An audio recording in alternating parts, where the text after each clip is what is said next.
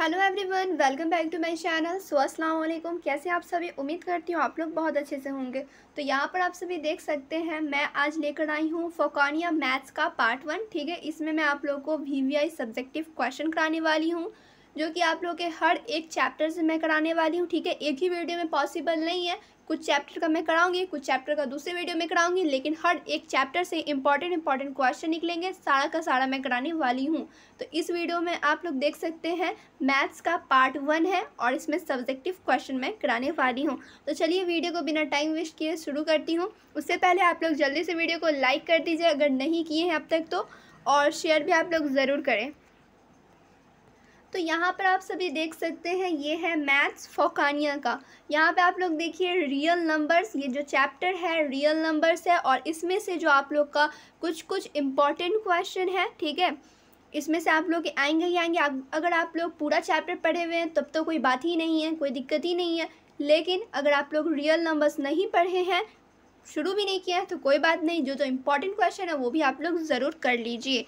तो यहाँ पर आप लोग देखिए दिया हुआ है, यहाँ पे लिखा है ऑब्जेक्टिव क्वेश्चन मारूजी सवालात, लेकिन ये मारूजी सवालात नहीं है। ठीक है, ये है आप लोग का सब्जेक्टिव क्वेश्चन।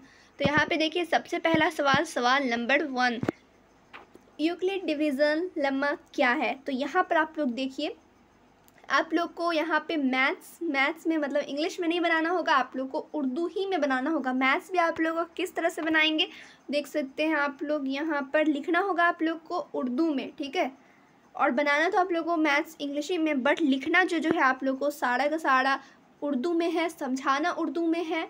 हर एक चीज़ देख सकते हैं आप लोग, कुछ इस तरह से जवाब आप लोग देंगे। ठीक है,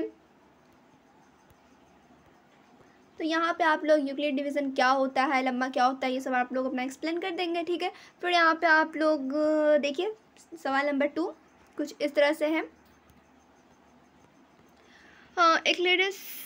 यूक्लिड्स की तकसीम के एल्गोरिथम को इस्तेमाल करके, वेट मैं थोड़ा बड़ा कर लेती हूँ, यहाँ पे समझ में नहीं आ रहा। ठीक है, मंदरजा झेल का HCF मालूम कीजिए। तो यहाँ पर आप लोग को एल्गोरिथम लगाकर आप लोग को आंसर निकालना है, यानी कि HCF मालूम करना है। यहाँ पे नंबर दिया हुआ है 1 में, आप लोग देखिए दिया हुआ है कुछ नंबर, फिर यहाँ पे एक और सवाल है, इसमें दूसरा नंबर में देखिए कुछ नंबर दिए हुए हैं, फिर तीसरा में देखिए कुछ नंबर दिए हुए हैं। सारा का सारा आप लोग को एल्गोरिथम लगाकर HCF मालूम करना है। एल्गोरिथम यहाँ पे आप लोग देख सकते हैं, A=BQ+R, ये है आप लोग का एल्गोरिथम, जो कि आप लोग को लगाकर सारा आंसर निकालना है। ठीक है, फिर यहाँ पे आप लोग देखिए, यहाँ पे 3 क्वेश्चन दिए हुए थे, मतलब कि एक ही सवाल में 3 सवाल थे ना, 1 2 3, तीनों को आप लोग को सॉल्व करना है और आंसर निकालना है। फिर देखिए तीसरा सवाल किस तरह से पूछा जाएगा। तो यहाँ पर आप लोग देखिए सवाल नंबर 3, सवाल नंबर 3 क्या कह रहा है, यहाँ पे आप लोग देखिए, एक हलवाई के पास 420 काजू बर्फ़ी और 130 बादाम की बर्फ़ी है। वह बर्फ़ी के कतारों में इस तरह लगाना चाहता है कि हर कतार में बर्फ़ी की तादाद यकसा हो, यानी कि एक जैसी हो, और ट्रे कम से कम रकबा इस्तेमाल हो। इस मकसद के लिए हर कतार में कितनी बर्फ़ियाँ होंगी? अब यहाँ पे आप लोग हल करेंगे, तो यहाँ पे हल लिखकर यहाँ पे आप लोग हल करेंगे। ठीक है, यानी कि सॉल्व करेंगे। एल्गोरिथम के इस्तेमाल से हम HCF दरियाफ्त करते हैं, यानी कि जो आप लोग बनाएंगे ना, जिस तरह से सारा का सारा उर्दू में लिखते जाएंगे, इस तरह से बना रहे हैं, इस तरह से करना है, इस तरह से लिखना है, सारा कुछ। फिर यहाँ पे आप लोग एल्गोरिथम लिखेंगे, देन सॉल्व करेंगे आप लोग।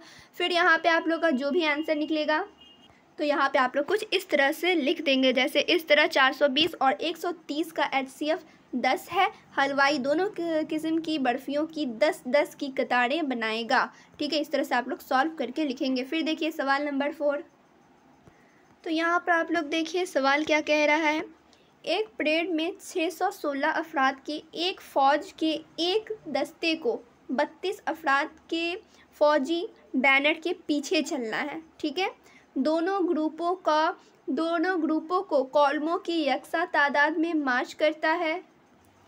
फिर कॉलमों की वह बड़ी से बड़ी तादाद मालूम कीजिए जिसमें वह मार्च कर सकते हैं। तो यहाँ पर आप लोग हल लिखकर कुछ इस तरह से लिखेंगे। ठीक है, एल्गोरिथम के इस्तेमाल से हम HCF दरियाफ्त करते हैं।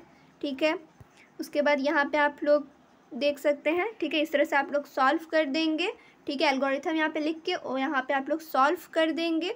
देन यहाँ पे आप लोग जो सॉल्यूशन यानी कि जो आप लोगों ने सॉल्व किया है वो यहाँ पे आप लोग लिख देंगे। यानी कि इस तरह 616 और 32 का HCF 8 है, यानी फौजी बैनर के 8 कॉलम बनाए जा सकते हैं। ठीक है, फिर यहाँ पे आप लोग देखिए सवाल नंबर 5, ये सारे के सारे रियल नंबर चैप्टर से निकले हैं। ठीक है, हर एक क्वेश्चन इंपॉर्टेंट है।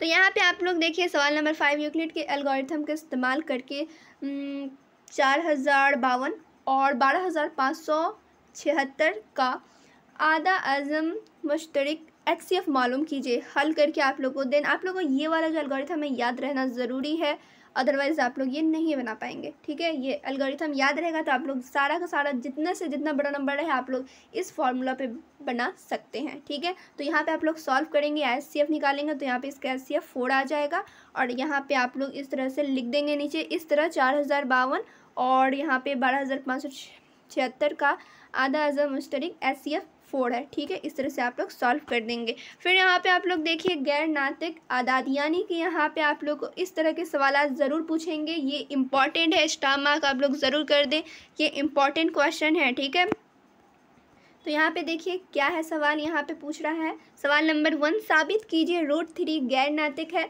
तो यहाँ पे आप लोग को यहाँ पे √3 के जगह पे दूसरा नंबर भी रहेगा, लेकिन ये सवाल आप लोग के पूछे जाते हैं इसलिए आप लोग यही प्रैक्टिस करके ज़रूर जाइएगा। यहाँ पे आप लोग दूसरा नंबर लिख देंगे लेकिन बनेगा तो कुछ इसी तरह से। ठीक है, आप लोग यहाँ पे देख के प्रैक्टिस कर लीजिए। क्लियर, तो यहाँ पे आप लोग हल लेकर यहाँ पे बना लेंगे। फिर यहाँ पे देखिए कुछ इसी तरह का ये भी सवाल है। सवाल नंबर 2, दिखाइए कि √3 5 - √3 गैर नातिक है। तो यहाँ पे आप लोग को इसे भी सॉल्व करना होगा, ये भी आप लोग प्रैक्टिस कीजिए, ये भी इम्पॉर्टेंट है। आप लोग के एग्ज़ाम में इन दोनों में से कोई एक तो आएगा ही आएगा, तो आप लोग ये प्रैक्टिस कर लीजिए। क्लियर, फिर एक और सवाल इसी में का देखिए रियल नंबर्स में का सवाल नंबर 3, तकसीम किए बगैर मंदरजा झेल नातिक आदाद का अशरी फैलाव हासिल कीजिए। ठीक है, तो यहाँ पे आप लोग देख सकते हैं कुछ नंबर्स दिए हुए हैं। 1 नंबर में 3/8, फिर यहाँ पे देखिए दूसरा में 13/125, फिर यहाँ पे देखिए 7/80। तो यहाँ पे आप लोग को सारा का सारा सॉल्व करना है। सॉल्व आप लोग किस तरह से करेंगे यहाँ पे आप लोग देख सकते हैं। ठीक है, ऐसे आप लोग और भी अच्छे अच्छे नंबर का आप लोग प्रैक्टिस कर लीजिएगा, तो आप लोग को एग्ज़ाम में आएगा तो आप लोग 100% बना के आएंगे। क्लियर, तो ऊपर आप लोग जितने भी क्वेश्चन किए सारे के सारे आप लोग के रियल नंबर्स में थे। अब यहाँ पे मैं आप लोग को चैप्टर 2 यानी कि मैथ्स का जो दूसरा चैप्टर है पॉलिनोमियल्स, इसमें के जो जो इम्पोर्टेंट सवाल हैं वो मैं आप लोग को कराने वाली हूँ। ठीक है, तो यहाँ पे आप लोग ऊपर देखें, ऊपर आप लोग देखें यहाँ पर 5 सवाल ऊपर में चैप्टर 1 से इम्पॉर्टेंट मैं ली थी और यहाँ पे 3 सवाल इसमें के थे, यानी कि चैप्टर 1 से आप लोग को टोटल 8 इंपॉर्टेंट क्वेश्चन देखने को मिले। इसमें से आप लोग के लगभग आएंगे एग्जाम में। अब यहाँ पे आप लोग देखिए चैप्टर 2 यानी कि पॉलिनोमियल से कितने सवाल मैं आप लोग को कराने वाली हूँ, तो 4। ठीक है, मैं आप लोग को 4 इंपॉर्टेंट क्वेश्चन कराने वाली हूँ। अब यहाँ पे देखिए सवाल नंबर 1 क्या पूछ रहा है, यहाँ पे x पे पावर 2 - 3 की सफ़र मालूम कीजिए और उसके सफ़र और ज़रीबों के दरमियानी ताल्लुक़ की तस्दीक कीजिए।